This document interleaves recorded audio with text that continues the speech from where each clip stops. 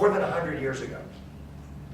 And the reason John Paul Getty and E.H. Harriman and Vanderbilt and some of the icons, some of the greats, the reason that I'm doing that is because if you think about guys like Vanderbilt in the 1800s, he amassed what is equivalent to a multi-billion-dollar fortune today. He had no cars, no electricity, no communications, no telephones, cell phones, any of that. When he needed to move around, he moved around by train.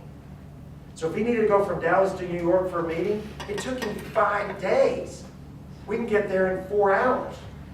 So you think about what he did to amass a fortune with no tools that we have today. How much more difficult that would have been. And yet he still did it. So then you got to think, if maybe it wasn't our cell phones that caused him to make that much money. Maybe it was fundamental core business principles, right? And Abraham Lincoln, all those guys are the same way. Okay, the last thing, and then we're going to move on to the next point. I typically like to separate feelings from negotiations. Now, you want to appeal to somebody's personal interests, but, going into any kind of a discussion in which you're trying to get an outcome and saying, look, I really want this. This is really important to me. I really want this. Is that going to motivate anybody? Sometimes it might when you're having a lunch discussion. This is important to me.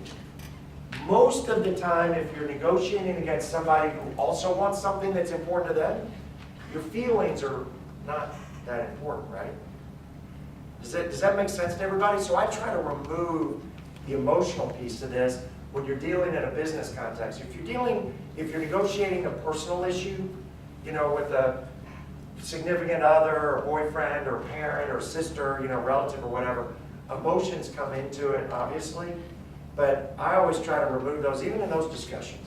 When I'm talking with my kids, or my spouse, or a sibling, I try to talk based on logical, rational outcomes instead of emotional ones. Because emotional outcomes rarely are persuasive. Does that make sense to you guys? Okay.